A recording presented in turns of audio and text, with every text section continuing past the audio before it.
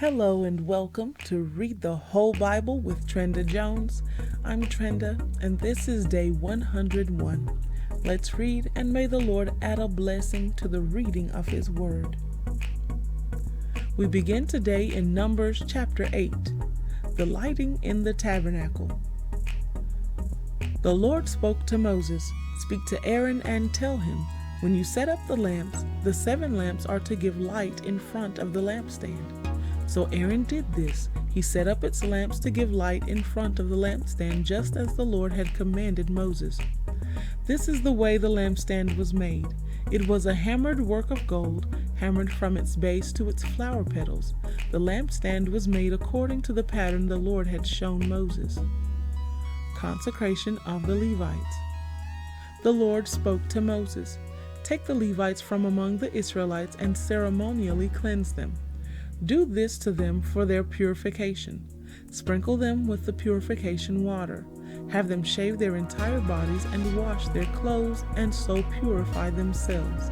They are to take a young bull and its grain offering of fine flour mixed with oil, and you are to take a second young bull for a sin offering. Bring the Levites before the tent of meeting and assemble the entire Israelite community. Then present the Levites before the Lord and have the Israelites lay their hands on them. Aaron is to present the Levites before the Lord as a presentation offering from the Levites, so that they may perform the Lord's work. Next, the Levites are to lay their hands on the heads of the bulls. Sacrifice one as a sin offering and the other as a burnt offering to the Lord to make atonement for the Levites. You are to have the Levites stand before Aaron and his sons, and you are to present them before the Lord as a presentation offering. In this way, you are to separate the Levites from the rest of the Israelites, so that the Levites will belong to me. After that, the Levites may come to serve at the tent of meeting, once you have ceremonially cleansed them and presented them as a presentation offering. For they have been exclusively assigned to me from the Israelites. I have taken them for myself in place of all who come first from the womb, every Israelite firstborn. For every firstborn among the Israelites is mine, both man and animal. I consecrated them to myself on the day I struck down every firstborn in the land of Egypt. But I have taken the Levites in place of every firstborn among the Israelites.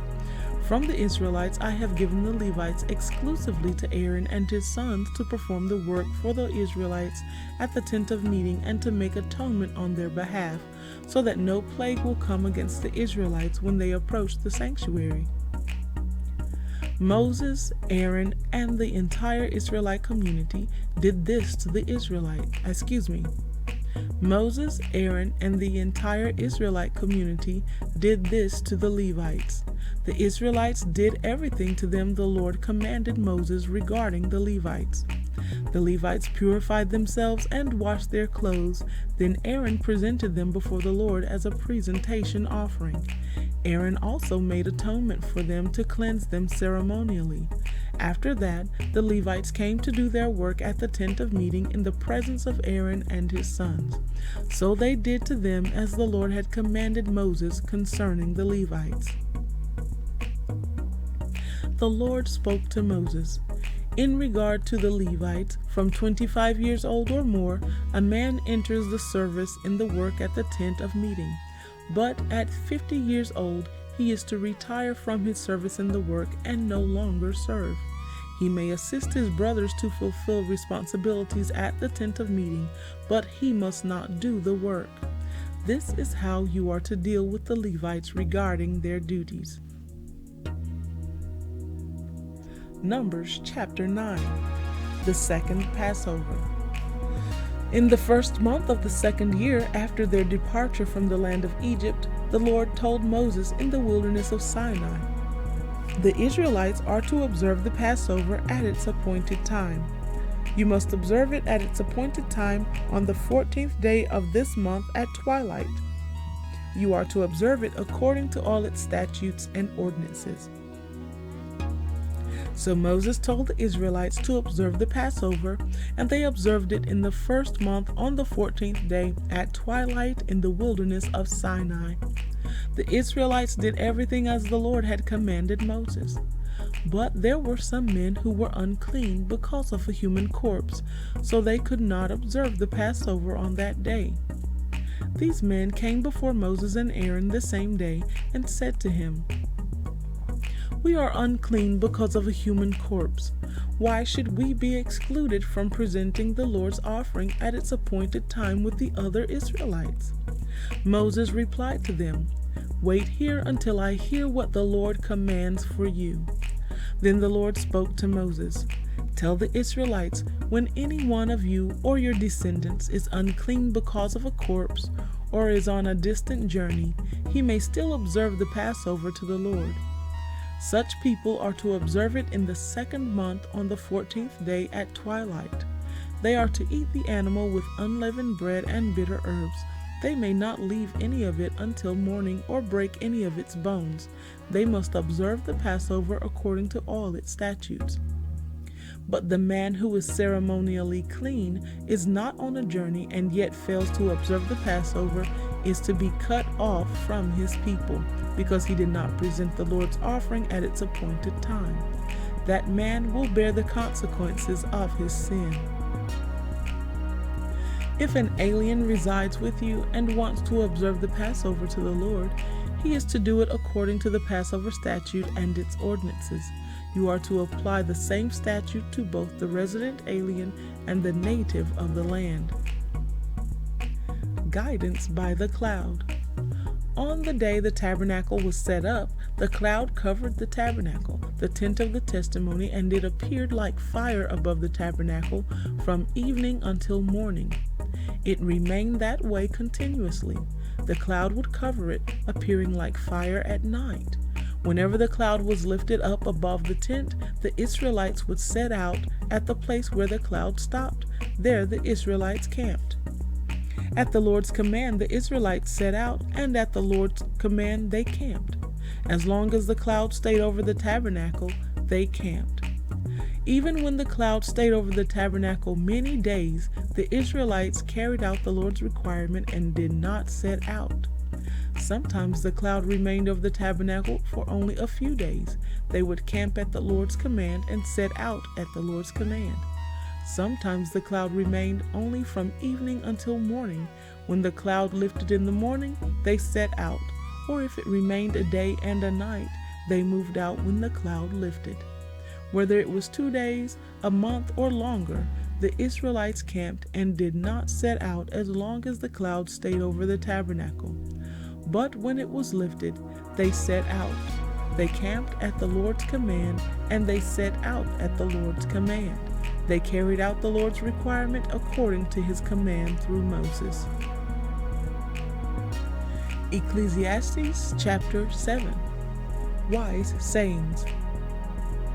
A good name is better than fine perfume, and the day of one's death is better than the day of one's birth.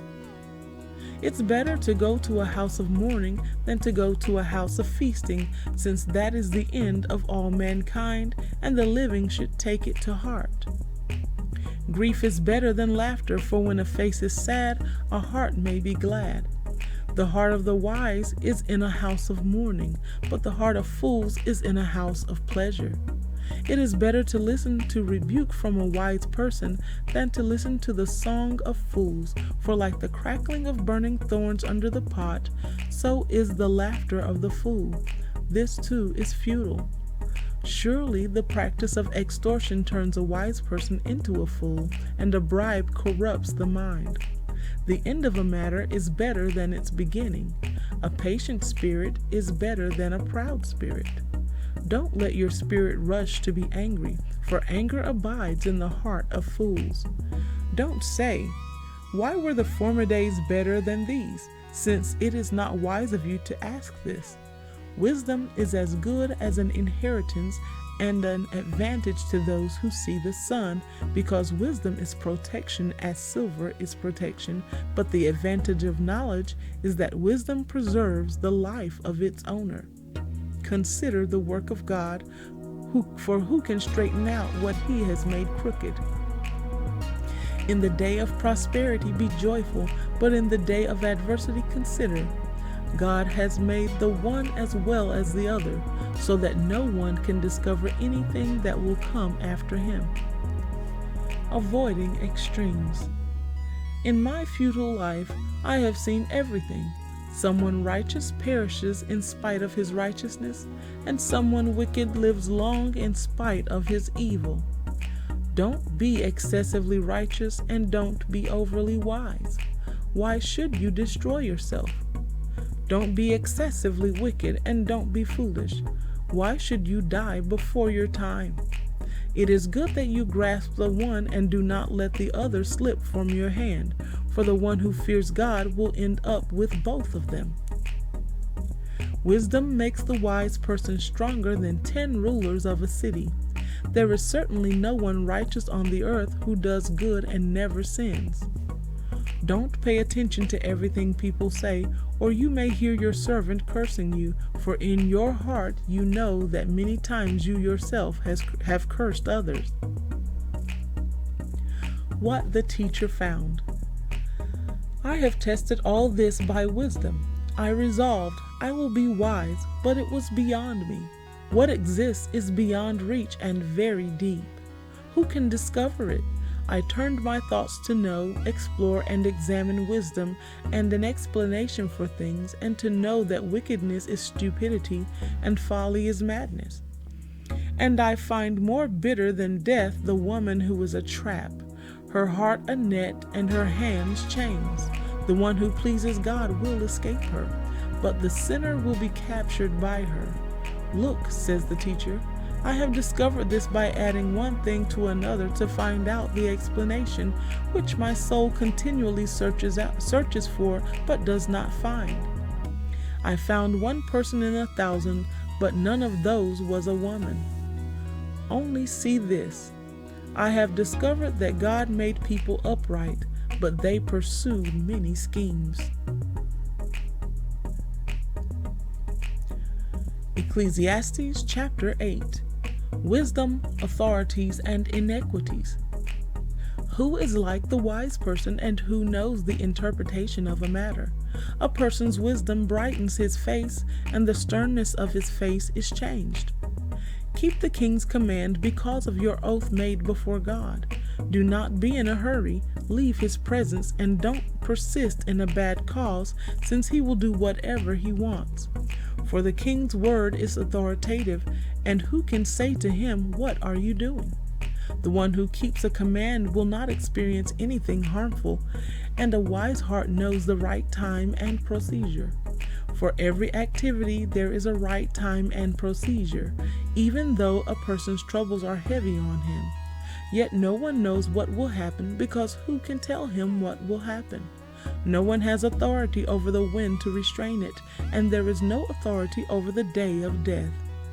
No one is discharged during battle, and wickedness will not allow those who practice it to escape. All this I have seen, applying my mind to all the work that is done under the sun at a time when one person has authority over another to his harm. In such circumstances, I saw the wicked buried. They came and went from the holy place, and they were praised in the city where they did those things. This too is futile, because the sentence against an evil act is not carried out quickly. The heart of people is filled with the desire to commit evil. Although a sinner does evil 100 times and prolongs his life, I also know that it will go well with God-fearing people, for they are reverent before him. However, it will not go well with the wicked, and they will not lengthen their days like a shadow, for they are not reverent before God. There is a futility that is done on the earth. There are righteous people who get what the actions of the wicked deserve, and there are wicked people who get what the actions of the righteous deserve. I say that this too is futile. So I commended enjoyment, because there is nothing better for a person under the sun than to eat, drink, and enjoy himself, for this will accompany him in his labor during the days of his life that God gives him under the sun. When I applied my mind to know wisdom and to observe the activity that is done on the earth, even though one's eyes do not close in sleep day or night, I observed all the work of God and concluded that a person is unable to discover the work that is done under the sun. I observed all the work of God and concluded that a person is unable to discover the work that is done under the sun. Even though a person labors hard to explore it, he cannot find it. Even if a wise person claims to know it, he is unable to discover it. Matthew chapter 2. After Jesus was born in Bethlehem of Judea in the days of King Herod, wise men from the east arrived in Jerusalem, saying, "Where is he who has been born King of the Jews? For we saw his star at its rising and have come to worship him." When King Herod heard this, he was deeply disturbed, and all Jerusalem with him. So he assembled all the chief priests and scribes of the people and asked them where the Messiah would be born. "In Bethlehem of Judea," they told him, "because this is what was written by the prophet. And you, Bethlehem, in the land of Judah, are by no means least among rulers of Judah, because out of you will come a ruler who will shepherd my people Israel." Then Herod secretly summoned the wise men and asked them to the exact time the star appeared. He sent them to Bethlehem and said, "Go and search carefully for the child. When you find him, report back to me so that I too can go and worship him." After hearing the king, they went on their way, and there it was, the star they had seen at its rising. It led them until it came and stopped above the place where the child was. When they saw the star, they were overwhelmed with joy. Entering the house, they saw the child with Mary his mother, and falling to their knees, they worshipped him. Then they opened their treasures and presented him with gifts: gold, frankincense, and myrrh. And being warned in a dream not to go back to Herod, they returned to their own country by another route.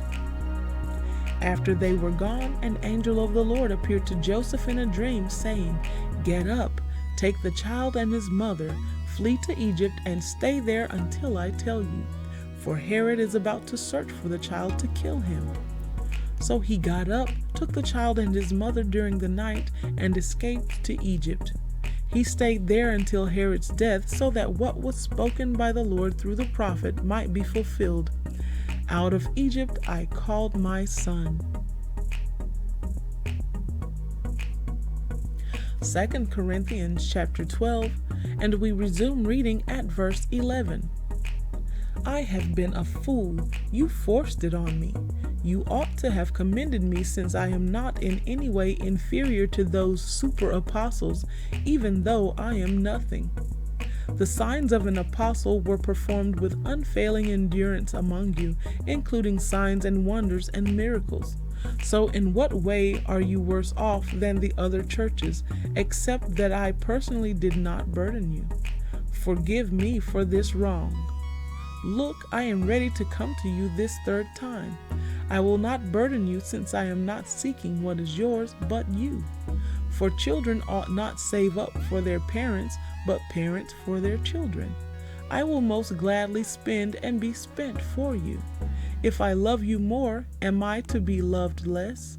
Now granted, I did not burden you, yet sly as I am, I took you in by deceit. Did I take advantage of you by any of those I sent you?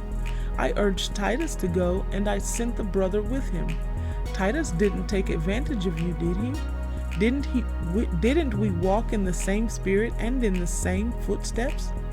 Have you been thinking all along that we were defending ourselves to you? No, in the sight of God we are speaking in Christ, and everything, dear friends, is for building you up. For I fear that perhaps when I come I will not find you to be what I want, and you may not find me to be what you want. Perhaps there will be quarreling, jealousy, angry outbursts, selfish ambition, slander, gossip, arrogance, and disorder. I fear that when I come, my God will again humiliate I fear that when I come, my God will again humiliate me in your presence, and I will grieve for many who sinned before and have not repented of the moral impurity, sexual immorality, and sensuality they practiced. Psalm 101, a vow of integrity, a psalm of David. I will sing of faithful love and justice. I will sing praise to you, Lord. I will pay attention to the way of integrity. When will you come to me? I will live with the heart of integrity in my house. I will not let anything worthless guide me. I hate the practice of transgression. It will not cling to me. A devious heart will be far from me. I will not be involved with evil. I will destroy anyone who secretly slanders his neighbor. I cannot tolerate anyone with haughty eyes or an arrogant heart. My eyes favor the faithful of the land, so that they may sit down with me. The one who follows the way of integrity may serve me. No one who acts deceitfully will live in my palace. The one who tells lies will not be retained here to guide me. Every morning I will destroy all the wicked of the land, wiping out all evildoers from the Lord's city. And this concludes our reading of day 101 of Read the Whole Bible with Trenda Jones. Thank you for joining us here today, and we look forward to reading again tomorrow, day 102. Until then, God bless you, and may the Lord add a blessing to the reading of His Word.